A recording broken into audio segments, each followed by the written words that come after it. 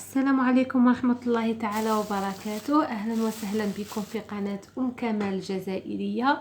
نتمنى إن شاء الله يكون الفيديو تاعي يلقاكم في أحسن الأحوال، في أحسن الظروف.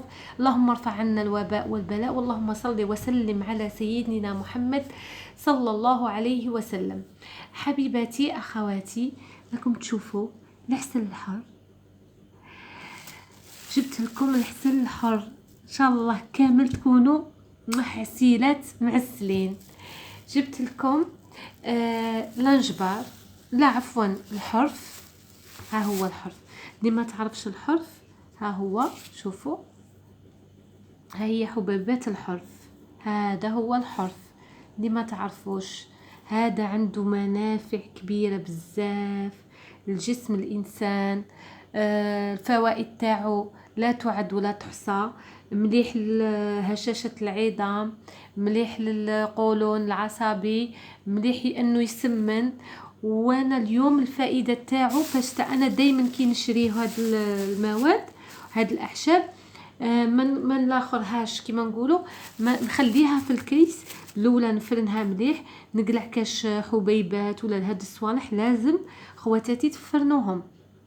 الا ما فرنتيش هنا ما راكيش راح، يعني ما تعرفي واش راح يدخل في الجسم تاعك. اما احجار فيهم الاحجار، بعض الاحيان يكون هذاك البراز تاع الفئران ما يكونش ملحن وتمغطيهم، يعني هذا ما تقدريش تغسليه لانه يطلق لنا الجال. عادي راح نستعملوه مباشره في العسل. بوخواتاتي واش هذا هو الحرف كما قلت لكم. راح ناخذ كميات هكا كما انا نقدر غير هكذا نفرنه غير بيدي، نحوس هنا كاش شويه هكذا كاش حاجه ماشي مليحه نفرنه ونرجعه هنا، نعاود نزيد شويه هنا الكميه اللي تبغوا. ومادام هي ترقد في العسل، مادام هي يطلق المنافع تاعه ويفيدكم بزاف في الكحه في الجسم وفي الذات تاعكم. هذا مفيد بزاف للصحه خواتاتي. هنا راني نشوف فيه كاش احجار، ولا انا كنت شريته جديد وما كفانيش الوقت باش نفرنه، بصح دوك غير ان شاء الله نقعد نفرنه. خواتاتي باش نقول لكم راح نحط فيديو على بزاف فيديوهات فيما تخص الزكام هذا اللي راه يتمشى دروك لا غريب، وفيما يخص بعض الاحيان ممكن تشفي دي تيزان نديروهم تشفيك ايضا من كورونا. عافاكم الله ان شاء الله، ربي يبعدها علينا وعليكم. ايضا وصفات عديده، وصفات تطويل الشعر ان شاء الله دوك نديروا سلسله باذن الله، وشويه من المطبخ. راح تكون قناه متنوعه، والمفاجاه فيها انه راح تقدري معايا تعلمي بنتك ولا ولدك كيفاش يكتب وكيفاش يقرا. انا لانه درست شويه ومن بعد حبست مهنه التعليم. هي مهنة نبيلة وشريفة صراحة. ما شاء الله والله. نبغي انا كي كنت نقري والله فرانشمون كنت فرحانه بزاف. كنت نمد ما في قلبي لهذوك الاطفال، نحسهم كيما ولادي ولا اكثر. والله نهار اللي حبست بكاو عليا، يعني حتى انا تاثرت من نهار اللي حبست لظروف، لاني بدلت الولايه وما كنتش حابه وما كنتش تيتولا، كنت غير فاكاتير.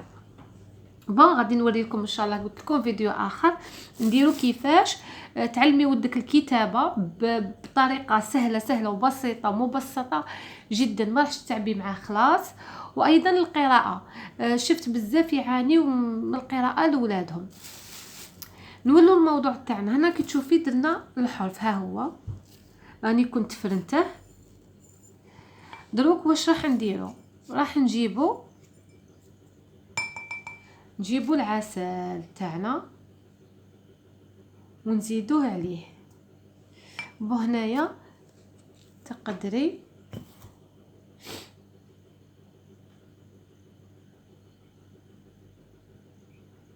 زيدي هكذا العسل تاعك، زيدي كميه معتبره يعني ماشي غير شويه، لانه غادي شغل ترقديه فيه. تخلطي مليح اختي مشاهده لاحظي معايا جيدا. هنا تخلطي هذاك كيما نقولوا الحرف، انا مانيش عارفه كيفاش يقولوا له في المغرب ولا في تونس مثلا. كاين اخواتي من تونس يتبعوني، والله ماني عارف كيفاش ان شاء الله اخواتي المغربيات قولوا لي الحرف هذا.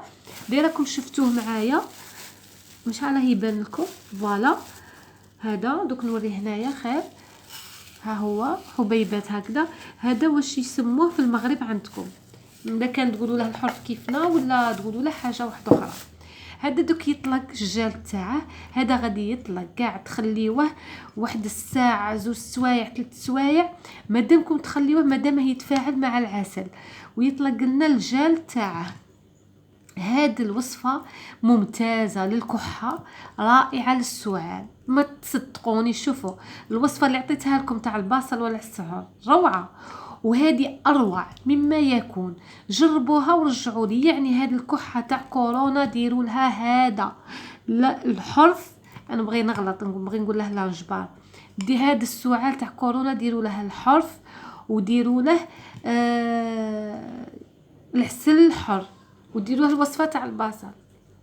وصفه رائعه. تاكلوا مغعقه كيما هاك قدامكم غادي ناكل.